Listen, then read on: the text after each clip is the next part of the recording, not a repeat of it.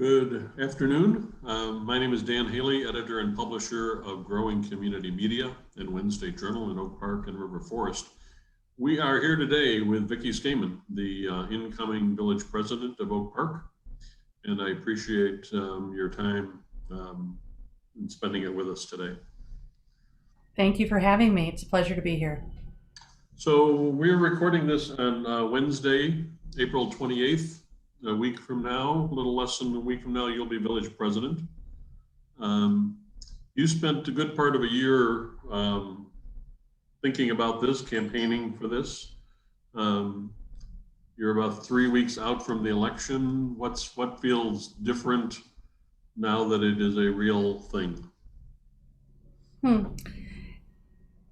I don't have a prepared answer for that, so I'm just going to be as genuine, open, honest as I can. There's an evolution. The night of the election, as the votes were coming in, and I'm sure many of us were frustrated at that delay, right? Yes. 3 hours. Where are the votes? Yes, I remember. Yeah, and then they just all appeared, not in entirety, but a good chunk, and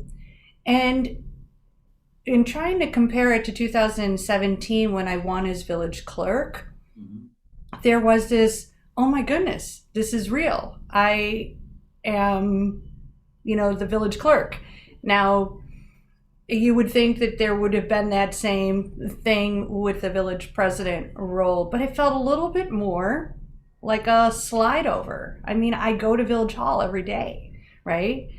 And even though the roles are extremely different, the way that I live my life, as far as my entire day being about commitment to the residents of Oak Park and to our municipal government, my life's not gonna, the discussions are going to be different. I'm learning a lot more about infrastructure and our political relationships with our neighbors and state and federal elected officials, which I'm excited to do. But I've also been a successful advocate of things like youth and opioid addiction and other things where I've lobbied before. So I'm taking it all in, and I'm really enjoying it.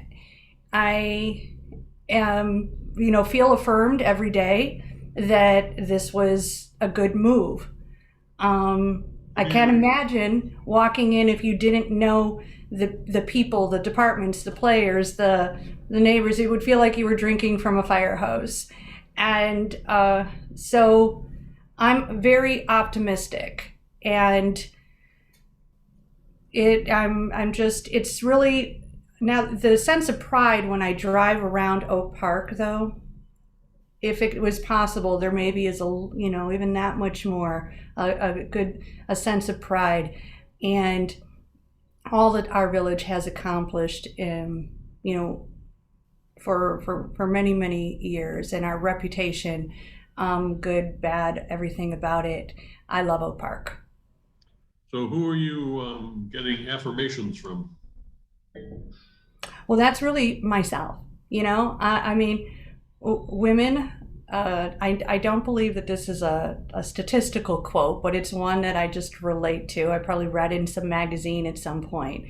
But women tend to go for the promotion, if you would think of it that way, when they're maybe 110% ready. When men, no offense, might go for that promotion when they're maybe 40% ready.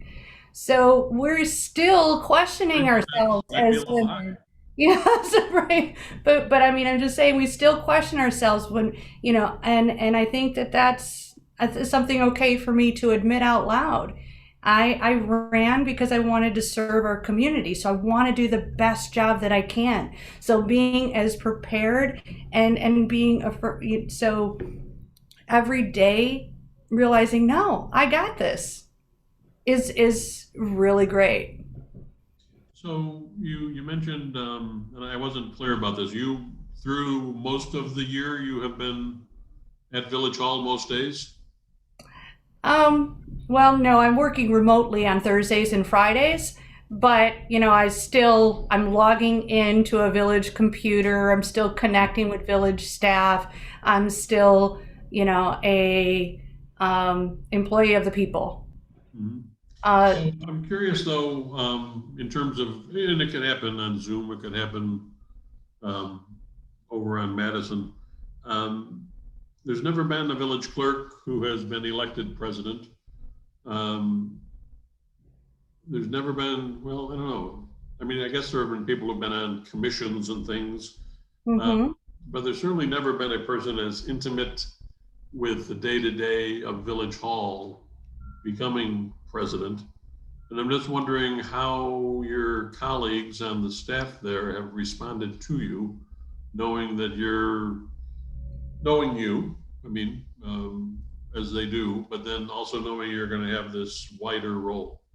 Are you getting, are people whispering in your ear? Are they, or virtually whispering or virtually patting you on the back, or what's that like? It's never happened before.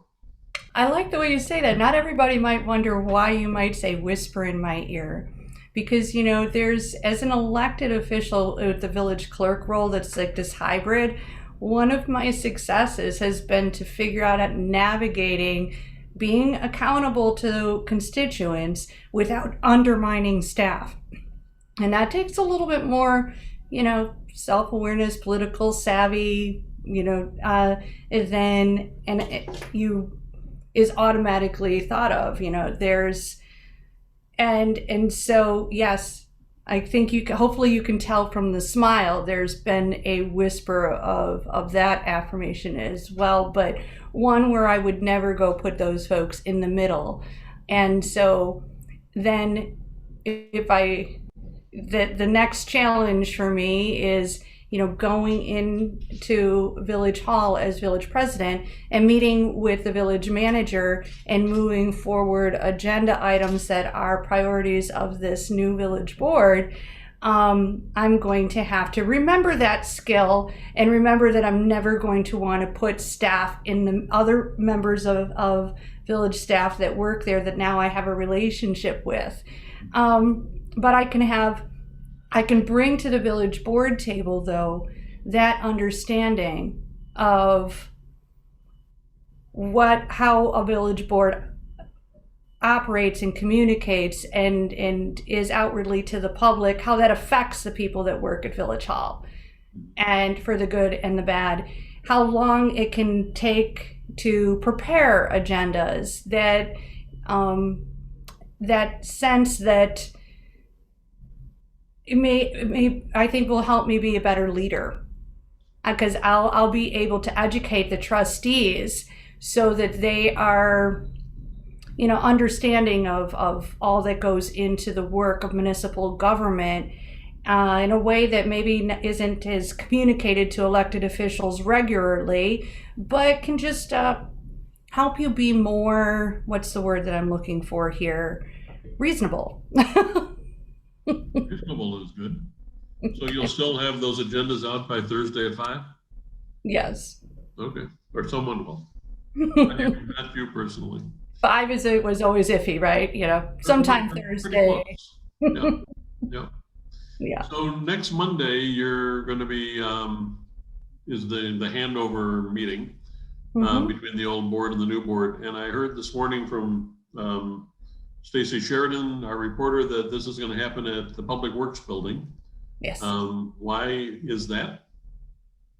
Well, we're looking for that safe COVID response place where we can still, where someone from the public can attend. It's open. And that those that are being elected and have served our community with honor for the last 4 or 8 years have an opportunity to speak, not through Zoom, and but our council chambers is a real challenge. The board table is not really big enough to space everybody adequately. And then with the auditorium style of the seating, and you still feel like you're kind of on top of the row in front of you. So the capacity wouldn't be great. What we would prefer is some airflow.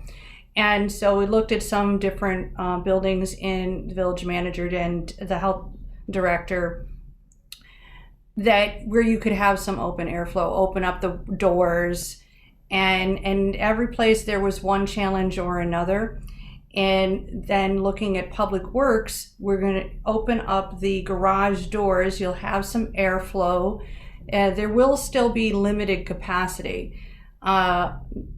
We don't want to be doing anything that is not following the same restrictions that we're asking everybody else with any public event to have to respect.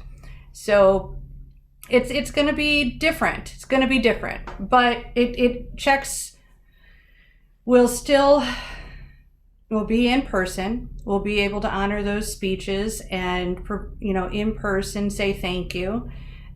People will be able to attend. It may be standing room only after a certain point by the outside doors, but inside is going to be limited to 50 people. Do we expect village board meetings to continue to be by Zoom for a while, or who knows for sure? Just because of the limitations that I just said about the board table itself. I mean, until we can have board members sitting next to each other and all fit at that board table, and that's, I think, our biggest challenge, unless we were to have everything in room 101. But we tend to get more than 50 people who want to show up to different meetings, and so we would, until we can figure out how to handle that overflow with the Open Meetings Act and respectfully to anyone who wants to observe a live meeting, then we're going to be virtual. So I lose track of this, but who swears in who? Doesn't the village clerk swear in people? Yes. And you are still the village clerk, so who swears you in? Well, it's a little simpler. I will be swearing in Christina Waters as the new village clerk, and then she will turn right around and get to swear in the rest of us. That was such an honor for me when I was elected in 2017 to swear in people that I had been on the campaign trail with, that whether we were running together or not, we just all had been out there experiencing the same thing. So to have been able to swear them in was an honor, and I'm proud to have Christina swear us in as well. Without giving away, too much, or maybe you're still ruminating, what sort of opening message are you going to offer to Oak Parkers? I think, well, the one thing that you can count on, and I have not written it all yet, I probably should have, but what I need is to have one of these right next to my bed, because that's when all of the right words come to me as I'm trying to fall asleep. But I'm always just a little too lazy to go and find the book and write it all down. Is the wonderful opportunity that we have to navigate proudly the bold discussions that are overdue, and to provide some example that for other communities.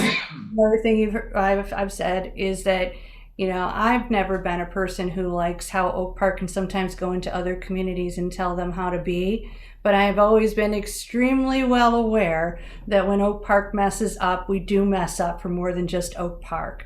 So with that in mind, we can be an example, and that's that. And so I'm going to be taking that very seriously. I'm going to be talking to and working with the trustees that our community has just elected, and make sure that we're being as bold and as honest as we can. And so I see a lot of wonderful opportunity.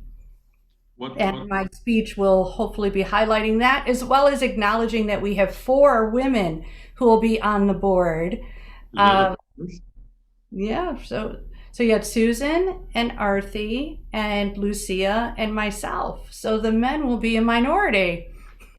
They're just going to be quaking, trying to figure that one out. Yeah. So what are the bold discussions going to be about in your mind over the next months, year? What are the topics? Well, so I think inevitably public safety is a top priority, and a sense of urgency to hit the ground running on that, demonstrate to the community that we are listening, and making sure that we don't lose any time on continually pushing for that climate action change. Right there's a lot of momentum there right now, so we're making sure that that doesn't slow down at all.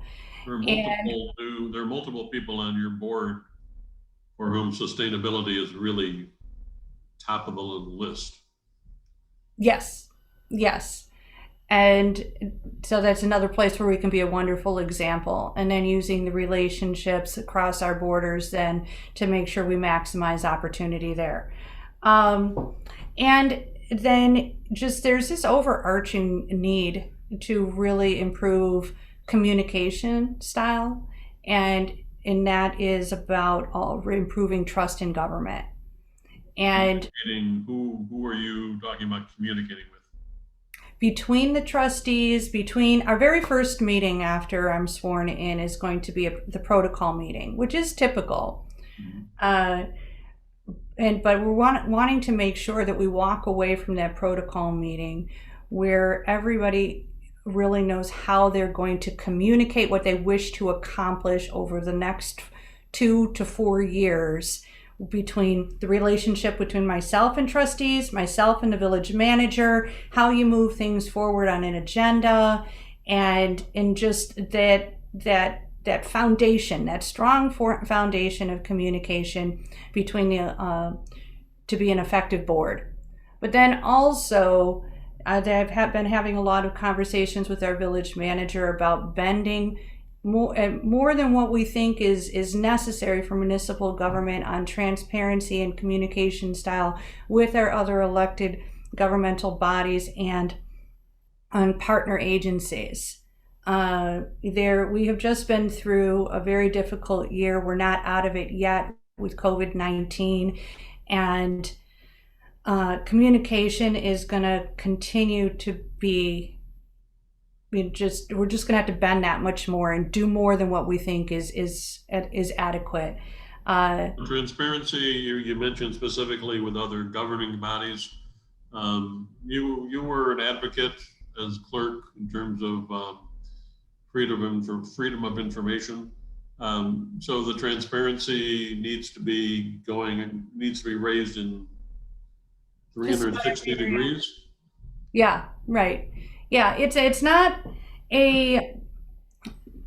working in Village Hall.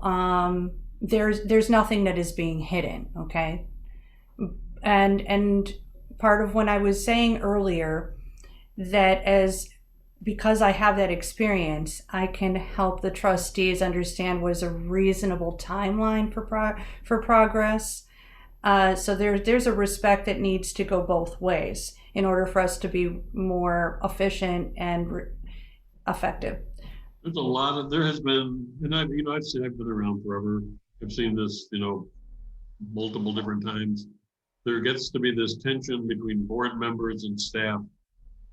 That board members feel like they're not being heard, that the responses are being slow walked, and then there is staff feeling overwhelmed that they are being asked to create 10 different reports that no one's ever going to really look at. So that's kind of what you're talking about in terms of you probably have the clearest appreciation for the reality of this as anyone who's ever become village president. Yes, but there's a human side on both, from both directions, right? I think the reason that trustees can be asking for that is not because they're meaning to be difficult, but they want to be held accountable to their constituents too, and they were elected to get something done. And so when you get elected and a year or so goes by and you're like, geez, this is going to be over before I know it and I haven't gotten anywhere yet, then you're going to grow more demanding. So that's an example of communication. But when people understand what a delay is, or really understand what the day-to-day looks like, what goes into the work, then you hopefully have just a little bit more human understanding. But staff also has to understand that that means that it's on them to be the teachers too, right? You know, it's going to be unique, as you pointed out, that I'll be in this position as village clerk to village president. We've never had that before, but you know, there might have been some assumptions from the staff perspective too that they're communicating enough. And a very simple example, very, very simple, not one that is, what is that at all controversial, was just how commissions could not meet as regularly during the pandemic. Right. All right. So in order to meet OMA, you needed to have access to video and streaming on our village website so that the public could watch the meeting as it was happening. That required a staff person to be available to stream it to our website. And you've got that staff person who already has to work every single Monday night for the village board. And then unless you're going to have them working 5 nights a week on top of their regular job, then at Village Hall, there was a limit of Monday, Tuesday, Wednesday, and at one point Thursdays. But even if you're just using Tuesday, Wednesday, Thursday of every week for a commission meeting, times 4, that's 12. That's only 12. And we have 20 commissions. So there just weren't enough available days and evenings. In regular times, Village Hall you could have 3 commission meetings running at the same time, and it didn't matter. That was fine. But so you had trustees who were saying, why aren't these commissions meeting? And if anyone would really have just spelled it out as practical as that, then there was, because I remember talking to one trustee and she's like, oh, well, I didn't really understand that. Why didn't anyone just tell me that? And that's a very simple example. Did we eventually become more creative and commissions started meeting during the day if their work plan or their commissioners had that availability? Yes. Or did we figure out sometimes how to squeeze in 2 in one night? Yes, as the need was there. But, you know, you need to be that teacher at the board table and making sure you're not taking a stance that somebody is asking a stupid question. And that's so where there, and then communication with, so the COVID shots were obvious. There's lots of examples, right? I mean, there's always a reason why there's a delay. And so if you don't put that reason out there transparently, and then, you know, conspiracy theories are more likely to, well, but at the same time, you have every right to be held accountable. Go ahead. I want to come back around in a couple of minutes to public safety. But before that, you talked about having, since the election, had conversations with village manager Kara Pavlicek. Mm-hmm. She has been in office in Oak Park for longer by a margin now than the average manager. She was a finalist last year in Ann Arbor for the top job there, a job that she said was, you know, on the short bucket list for pretty much any manager for Ann Arbor, interesting town. Do you want Kara Pavlicek to remain as village manager? Well, we're working together just fine at this point. You know, what I want is for the board to feel as if they've got a village manager that they can depend on. Mm-hmm. One that brings them forward all of the information and that they can trust, and that we stay on task. Kara Pavlicek is a very talented woman. She knows this community really, really well. There's going to be an obvious style change between Anand's leadership and mine.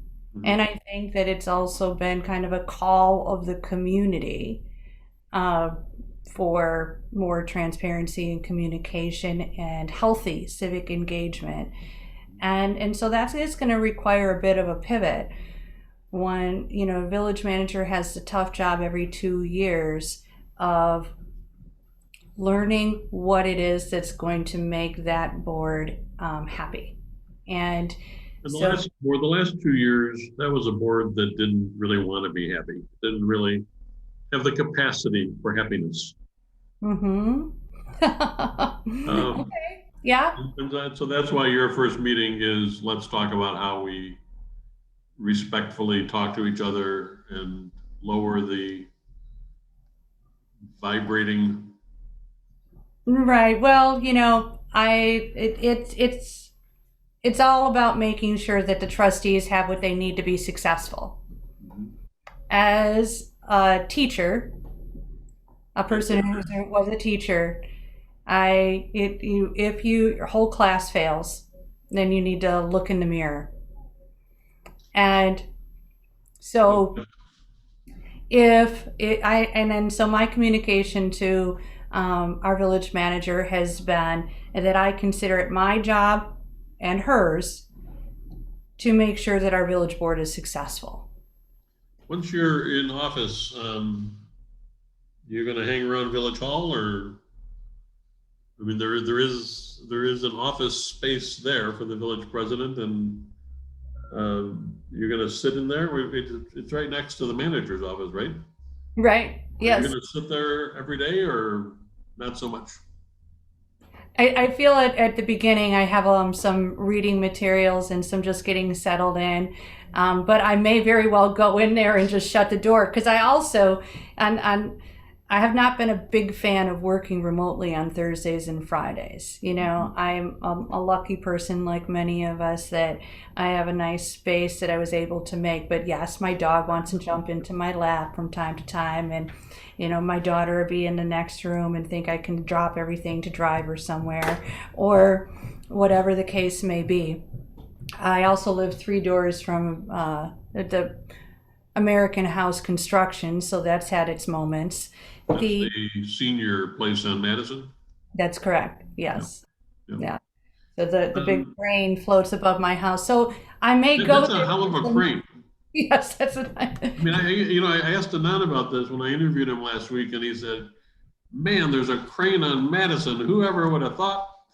And then I was with a gathering of Wednesday Journal people a couple of days later, and one of them lives off Madison, who said, "There's a crane on Madison, and it's right over my house." So 2 different perspectives on cranes. With the high winds, it's kind of spun around a little bit, and you're like, okay, yeah, it's a big, no panic. Big cranes bring big buildings. I would assume there's a correlation. Yes. So let me ask you, and again, I'm not going to ask you to give away, the details, but you have, I presume, talked to sitting trustees, continuing trustees. You've talked to incoming trustees. Mm-hmm. Yeah, I wouldn't mind one more week, but I have been managing a job at the same time still. Yeah. And my office does not look like I'm ready to hand it over quite yet. So your conversations with those the elected officials have been good? Oh yeah.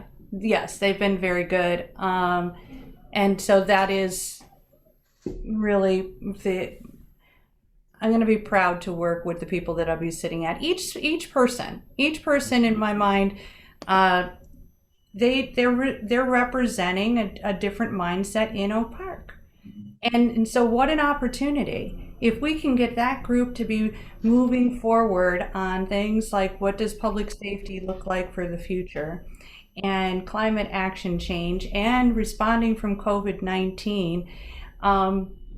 What is it, and all that is going to go into that, and infrastructure, whatever. If we can get those people working together, then really we can accomplish just about anything, and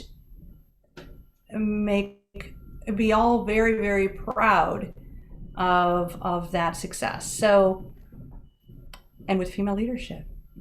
You mentioned when you were talking about the manager and transparency, needing better connections with other elected bodies. Have you talked to park board presidents and school board presidents, or not yet? That's been a mixed bag, Mm-hmm. but many of them I've had relationships with in the past.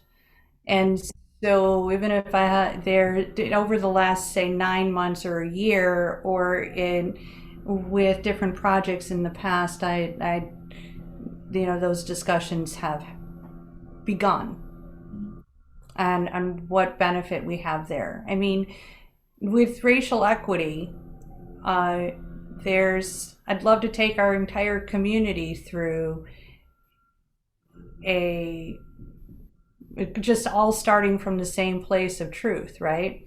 How much better would it be to be talking about reparations or public safety if we're all starting with the same definition of melting pot, And so be able to do, but we can't really do that at the board table. That's not practical. Well, we can, the library and D200 and D97, they're having those conversations with their staff. So whatever it is that we can do to open it up, but of course we'll be looking for efficiencies too. Just Among the governments. a little bit. You Redundancy. probably Mhm. can't or don't want to speak for her, but I want to circle back again because the relationship of a village president with the manager, the village board, or the manager, that's your single employee. Do you have a feeling that Kara Pavlicek is open to, working to adapt, or you saw, emails to Madison on her computer when you were sitting there?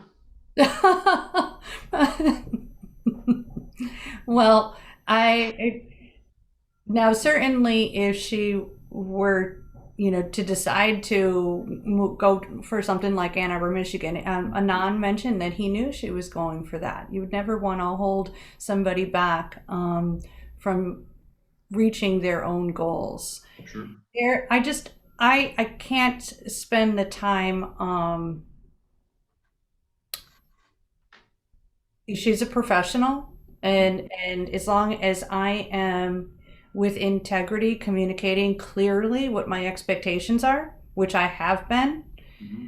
then I don't have the time to waste. It's either let's catch up and realize that we're responding to a different political climate, and that this is what is necessary, and this is the clear expectation too, I believe. So the entire board. So the second meeting after the protocol meeting, the second one will be a much more robust goal setting meeting with all of the trustees. So I think one of the challenges that existed in the past is that the goals of the board were Anand's goals, right? That Anand had a very singular focus, which he would acknowledge. yeah, right, and and I don't know that anyone's the majority of the public's never going to really know just how much work he put into attaining those goals. Yep. And there's aspects of his job and work that he's done that, from building political will around infrastructure to bringing grants to the community that people will never really truly understand. And he made things happen, like it or not. And so there's, I'm just setting session in your mind, as I'm hearing you, is going to be much more a collaborative effort among the full board.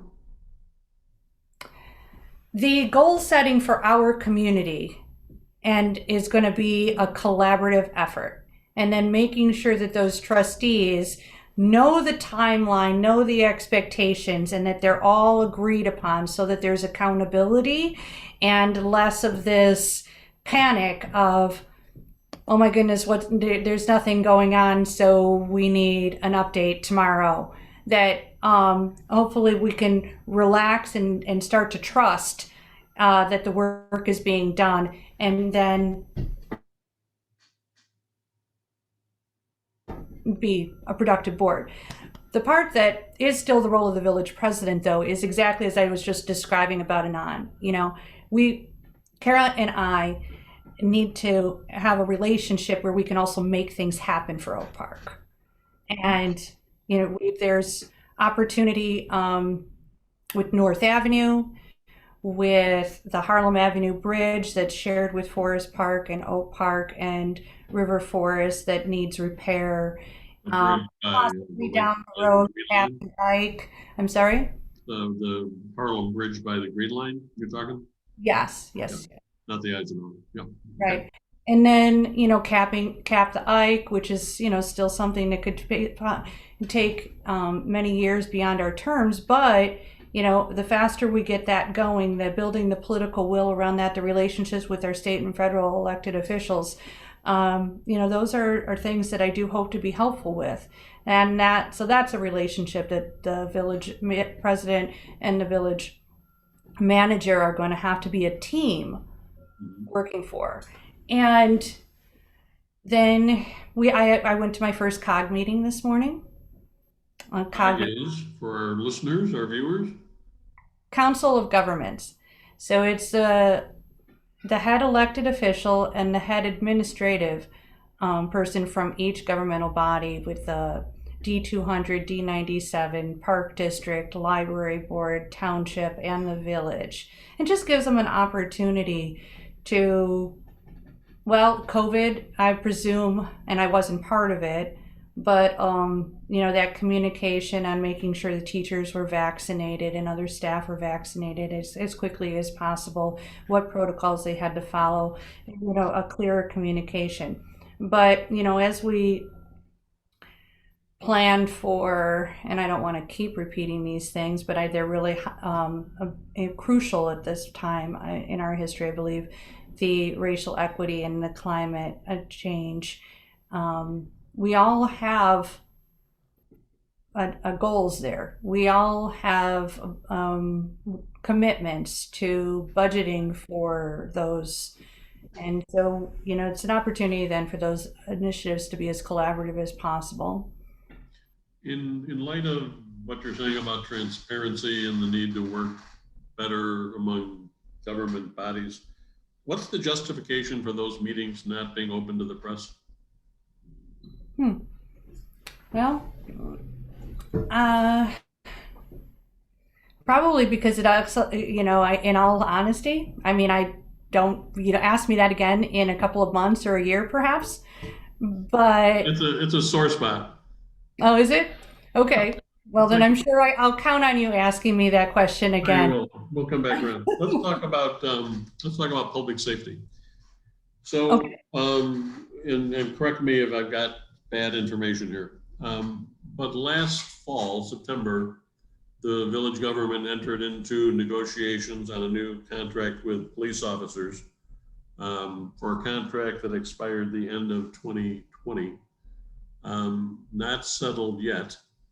At the time the conversations were beginning, the negotiations were beginning, there were multiple trustees, and my recollection is the village president, saying, there are things we need to accomplish here in this contract related to issues tied to the murder of George Floyd and the increased focus on policing that came out of that. Do you see this contract with police officers as being a critical place to try to accomplish goals related to greater accountability, greater transparency around discipline of officers, dealing potentially, and I know it's a huge issue, but qualified immunity? Are these legitimate? Is this a critical opportunity for a new board to try to have impact on an issue that is much on the minds of many Oak Parkers? Well, that last part I can answer more freely, because the contract negotiations, the board sets parameters for them, but I'm not in them right now. Once I'm elected and we're all sworn in, elected now but sworn in, then I'm sure we'll all get an update on where we stand there. So the part that I can answer is about opportunity. To me, the until the board has a longer conversation with the community on what reviewing public safety needs, which in my mind does mean making sure that our whatever staff we're turning to for public safety needs also has what they need to be successful, right? As well as listening to members of our community and reviewing our contracts with social service agencies. There's just many different. So I don't necessarily believe that contract is where we would start, even if that were the case right now. We have a whole lot of community conversations to host before we would even know how we would do that in a contract. So that's, to me, the opportunity is beginning with reviewing all aspects of public safety and our relationships with our social service agencies and contracts that contribute to public safety, and those relationships with, like, say, the township and youth adjudication. I view and we'll figure this out in a more detailed way with trustees and their input and staff's input.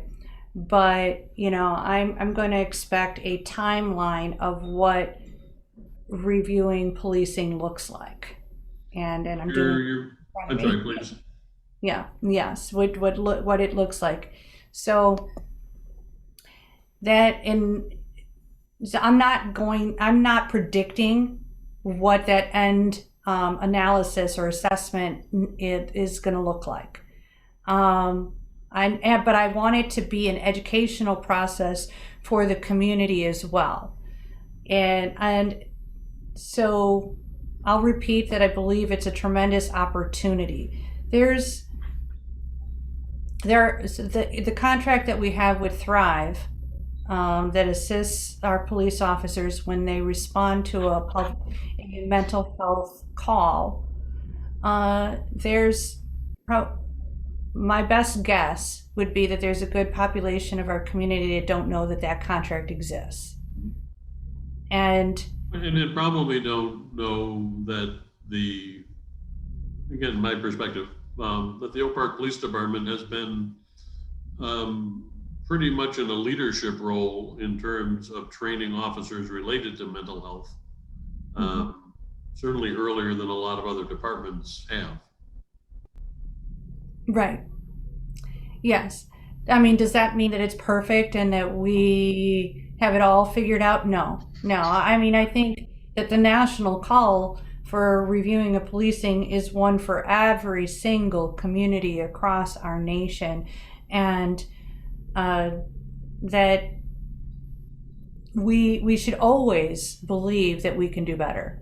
We should always believe we can do better. There's a certain rigidity, military aspect to policing and police departments, and to union agreements in general.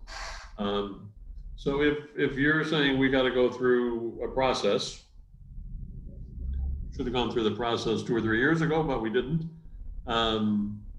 Definitely a lost opportunity that did cause harm. It was a lost opportunity. But at some point, you're going to need a contract and you're going to sign on for 2 or 3 or 4 years with the officers. Is that not a lost opportunity if you're saying we really can't push for more transparency, more accountability in this contract?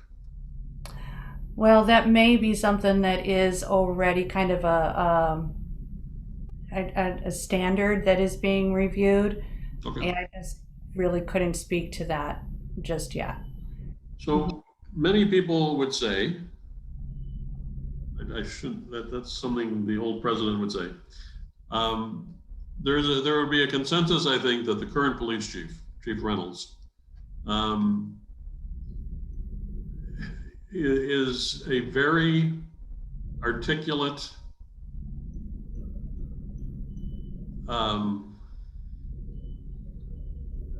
maybe even visionary leader in policing. I've had conversations off the record with him where it's like, this guy has a perspective on policing that's pretty darn interesting. I have heard him on panels in other places. I feel as if we see almost none of that locally, and that he has been silent or silenced in this discussion, and it feels like another lost opportunity. What's Chief Reynolds' role in this conversation coming up? Well, I'm going to really look forward to hearing from him directly, and I imagine the board and many of the board members would be right there with me. We know that Anand had a ticking clock with getting an agenda done. We know that Anand did not, well, maybe I shouldn't speak for interpreting him at this point, but I do believe deeply that it was a missed opportunity to not start this conversation a year or 2 years ago, and to utilize all of the talents of that our community has to offer, our chief included. I have no doubt that he's not working with his own commanders and command staff to bring to our police some of his vision. But I think that the stifling of the conversation was more political, in that there was such a distaste for the way that some board members viewed each other that there was zero bandwidth given to entertaining conversation that would include those parties together. And that's really very, very unfortunate. I can share a little more personally about just my really non-detailed, but I'm somebody who likes to look for information and make decisions with all of the information. But I had an opportunity. Opportunity is a really bad word. Okay, what I'm willing to share right now is just a little bit more information of the personal story of when I needed to call Thrive for my father, for our police department. So my father passed in 2020, February 2020, from a mental health disease called borderline, which is a very, very difficult one. But he had been misdiagnosed for many, many years with bipolar and PTSD and anxiety, because unless you had somebody, for anybody who borderline's not really that well known, but unless you really could watch him 24/7, he could manipulate any doctor, psychologist, therapist during that 1 hour that you're sitting with him, even though he went weekly and had multiple doctors. Very good at that. So anyway, shortly after I was elected village clerk, some triggers happened in our family dynamic that set him into a spiral. And I would have to, go for those immediate or those family emergencies. You get the phone call, you need to go talk to dad, blah, blah, blah. And so eventually my mother did leave the house, and I went to put him in a facility where he was monitored 24/7. So my mother moved in with my sister in Arizona, and he became my responsibility. Well, there was a day when he was violent, more than one day, and so I had to call the police. and he would run away. And they brought him back to my house. And so Thrive came on one Sunday morning, but there was a good 20 minutes as I'm waiting for Thrive to come to my house. And the police officer, somebody I very highly respect, and of course was always a little challenging because everybody knew exactly who I am, but it is what it is. And he's standing over my father sitting on my couch, with his gun in full uniform in a very, and I guess what triggered this is you said militarial style. Standing there as he was trained in a very militarial style. And I'm just like, would you like a glass of water? No, ma'am. Would you like a chair? No, ma'am. As we're waiting for the 20 minutes for Thrive to show. So it's wonderful that we have Thrive that could show up at my house on a Sunday morning for this situation. But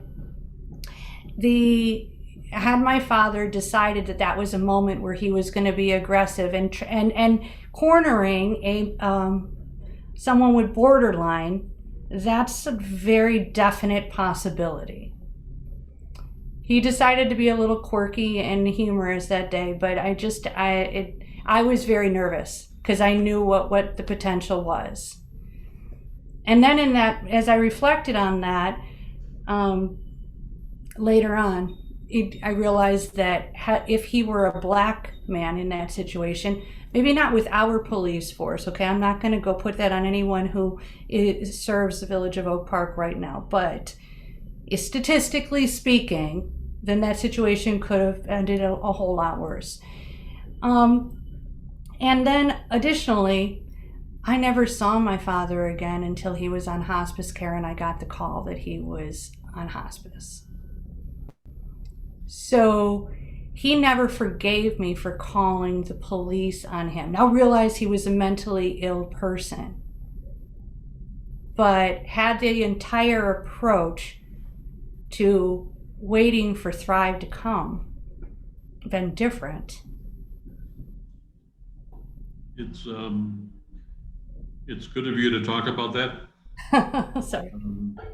And it is, we have challenges in our house on mental health, and over time, as I have with my family's encouragement, written about this in my column, I have always been overwhelmed by how it resonates with so many people, because so many people are on the front line of mental health issues in their families or a sibling, or it is everywhere, and it is only better if we talk about it. And the mental health aspects, the social work aspects of policing are only made real when we talk about a real person, and the threat and the pain of that situation. So thank you for talking about your dad. And well, thank you. I mean, it doesn't give me any real, like, what would policing look like? And I don't blame anybody. Sure, no one did anything wrong. No, nobody did. Everyone do everything the best they could have? No. And why? This, Vicki, is the conversation that I've had and that I've written about. Is Oak Park's got a pretty good police department, but God damn it, why can't it have the best police department? Why can't it just be, at the beginning when you talked about how Oak Park should be, not to be all full of itself, which it can be, but why can't Oak Park be the example? And why can't we be the example on policing? So I hope you're able to lead that conversation. Well, really, think if we, no, I'm sorry to interrupt, but just think if we can do that, like, there will be other communities watching. Yes, there will be. They do watch Oak Park. They do watch Oak Park. Yeah. Let me ask you a couple of things, and then we'll wrap up. You talked about the crane on Madison, and I gotta say, and I said this last week when I interviewed Anand. For all the conversation about tall buildings downtown, I think the transformation of Madison Street is his legacy. I lived in Oak Park for many years, and Madison Street was forgotten and empty and without purpose. And so I think what's happened there. And you can quibble about this building should be a story shorter. And if you live next door, it's not a quibble. I don't mean it. And you sounds like you do live next door. I can't just turn the computer around. It's all right though. So my question is, Anand was singularly focused on economic development. Mm-hmm. I worry sometimes that pendulums swing in government, and that people are going to say enough of economic development. Too much economic development. What's your mindset about where the opportunities are and the pitfalls might be? Where our opportunities are? In business, economic development, whatever you call it. Well, I'm having initial conversations with the village manager, and I'm also going to be looking to have conversations with like Oak Park Economic Development Corporation and use the expertise that are there. I'd like to take this information this opportunity to just share a little bit of how I've come to understand Oak Park EDC as being for anyone listening. But they can be like a think tank for the village board who is not an expert on economic development, to help us navigate opportunity for the future. That relationship may have to kind of pivot a little bit in response to COVID-19. We need to look at what is needed right now. And so while there may be some opportunity for the future for development in, say, the Moore property, I don't have a prediction on a timeline for that, or when the economy is going to come, be in a position where that's going to be an attractive piece of land. We can do better than an empty cement plant. Yeah, but that cement plant's been there for over 100 years. Imagine taking the risk on that land when it's been a cement factory for 100 years to do anything different with it. But so my concern right now is small business retention, and just making sure that we're resilient enough. We're ready for tourism when tourism is a thing again. Okay. And that we're marketing Oak Park as a place to come to and as a place to buy. I mean, our transfer stamps are doing incredibly well right now, and new businesses are coming to town. But, there's a response to COVID-19 that I want to see, that I think is just the future. The next couple of years is going to look different than the last 4 or 8 did. And so we can't be using the same template. And so that is, I plan on using Oak Park EDC as that think tank to help figure that out. And I'm going to want the communication with the other business partners, the business districts. North Avenue is overdue for some attention, right? And there's some opportunity with CMAP grants, and there's but with the chamber and kind of a question of this recovery task force that exists right now, we're setting the bar high for listening to what it is that the small business community needs, and being responsive instead of, or being proactive instead of responsive. That's a pretty tall order. That's a pretty sore spot right now, is small business and village government. The people I talk with, it feels like there is lots of room to improve. Yes, Well, I think so. I think it goes back to that initial conversation, though, where a level of communication that we thought was normal wasn't enough during COVID-19. You know, all the people who were really just worried about when they were going to be able to get their vaccine shot, even though all the work was being done to get vaccines here to Oak Park. But because there maybe could have been a little more communication, just because it's a high intense time. And you know, small business, so you know that once upon a time I ran a restaurant and I ran a non-for-profit, and I can just guarantee you both of those situations were there was never a ton of money in the bank for the rainy day, right? Or no money in the bank for a rainy day.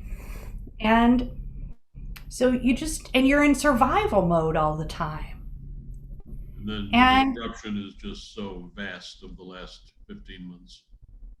yeah. And then when you can't get an answer to, you know, some fairly simple questions, I can understand that it's because maybe nobody has all of the information to provide the answer with certainty. But the way that I operate is to say, okay, we don't have it all figured out yet, but this is what we do know.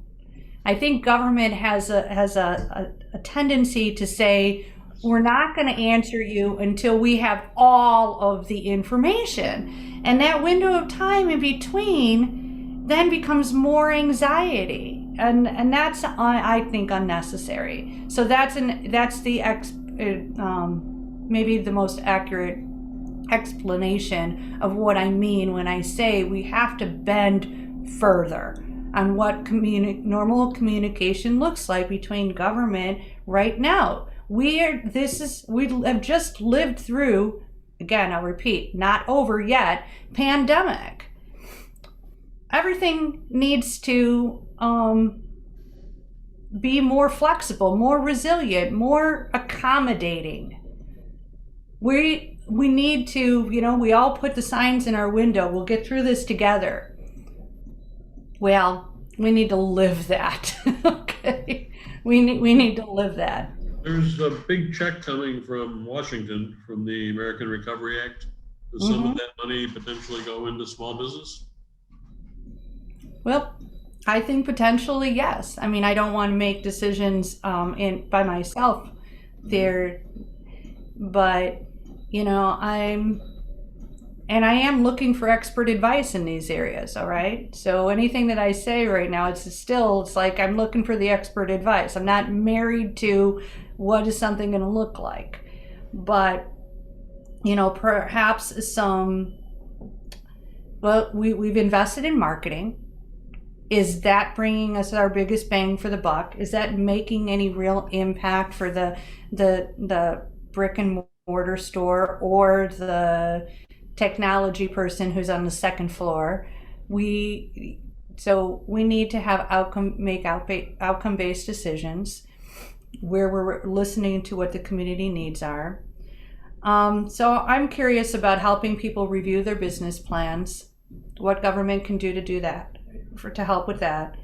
Because when you're in crisis mode, you know, it's really hard to make changes if the world is never going to go back to the way it once was. And the marketing, I think, is potentially going to continue to be a thing, even if we're just using Visit Oak Park and other groups that already exist. But what expertise can we bring together to really make that work a little more, marketing Oak Park overall, and so that it benefits more different types of businesses? And then potential grants, you know, particularly when you are more directly affected by government decisions, and like construction. But Go ahead. yeah, and so I don't know the extent of those things, but if we were to get money from the federal government that would allow us, here's the thing. We need our small business community. You know, it's all a distinguishing part of this community. Yeah.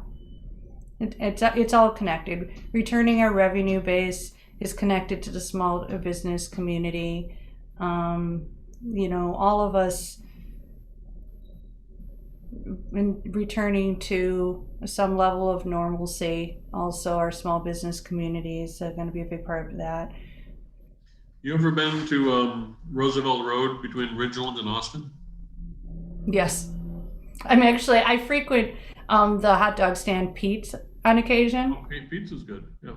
Yeah. It might be the high point of that stretch. I look at that stretch. I mean, North Avenue has got its advocates and fighters in Judith Alexander and company. Roosevelt Road looks a little shop worn, especially that part of it. Yeah. Before we started, I said, if there were things you wanted to talk about that I didn't bring up, you got anything you want to wrap up with?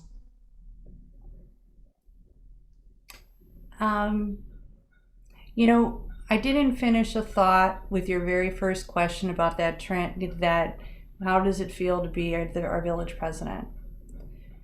And what I was overwhelmed with that night, and those votes were coming in, was there was this whole different level of gratitude that I felt to the people who helped me get there. Running a village presidency campaign is a completely different ball game than running for village clerk.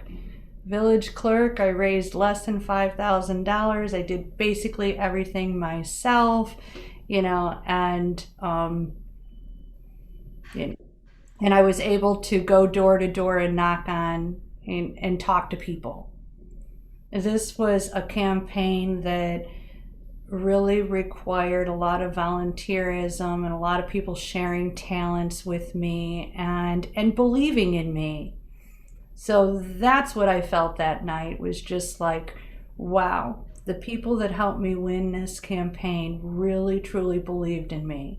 And now I want to do everything that I can to be the best village president that I can, for not just those folks, but for everybody in our village. And that's why I'm excited to work with the now mix of people that are at our village board, and excited to be a genuine collaborative partner across our borders and with our governmental agencies and partners. If we knew how to edit a Zoom meeting, we would end right there, because I forgot there were two things I did want to ask you about. So thank you for that wrap up, but you mentioned at the end working with neighbors. How should Oak Park relate to Austin, the neighborhood of Austin? So I've been a bad member, but I'm still a member of the West Garfield Park community stakeholders, and so I do plan on coming to their meeting the week after the swearing in, where I can not be working two jobs at the same time. And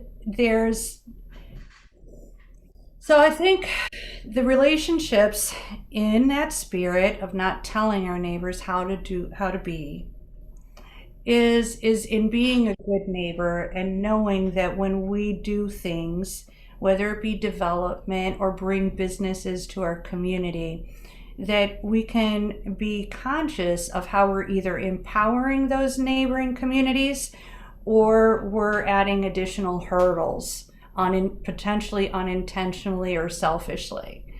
And so the only way we can really be that good neighbor and empower also the natural resources that exist that make one community different than another but still valuable, is to be present enough there to know and to have the relationships so that somebody can keep you informed.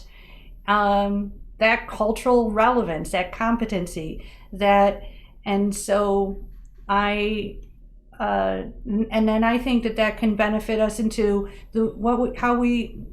I anticipate government being kinder into the future, recognizing after I hope that some of what we learn in living through a pandemic that we just couldn't have imagined, walking around wearing masks all the time, is just being more human with everybody that is in our future. But you gave me the opportunity to say if there was anything I wanted to add. With Forest Park and River Forest and Elmwood Park, there's a lot of potential. We have a newer mayor in Forest Park, Rory Hoskins, too. And so he's been a supporter of Juneteenth for at least a decade. And so, He's but the person who told me what it was because I had not a clue. oh, really? Yeah, yeah. No. Mm-hmm. Well, see, so a wonderful example of how Oak Park can empower another community. It is unfortunately factual that we can find some attention in the news when some of our neighbors have a little bit more trouble getting that attention. So by supporting him with Juneteenth and empowering the groups of people that have already in Oak Park been celebrating Juneteenth, hopefully we can grow awareness for this entire area from Forest Park, Oak Park into Austin. And so I do plan on looking to him and working with him and what he's been, his work with Juneteenth as an example. So the last question And I then had, please go ahead. No, I just said in Kathy Aducci too. She's been present as well. And an interesting alliance River Forest is building with Maywood. Mm-hmm. And who'd have thunk? Something I meant to ask you earlier when we were talking. Two things. Mm-hmm. When are Oak Park cops going to have body cams? When are Oak Park cops going to? I don't have that direct answer handy. Should Oak Park cops have body cams? Should they? I would look to our chief, but I tells us that it's always a budget issue. It's always a budget issue. It seems like it's bigger than a budget issue. It seems like it's a moral issue and a political issue more than it's a budget issue. Forest Park is getting body cams. Yeah. I would have to understand any kind of opposition to it, but accountability is going to have to be the same standards need to apply across the board. I said when I was fighting for transparency in FOIAs, you want to build trust, open the books.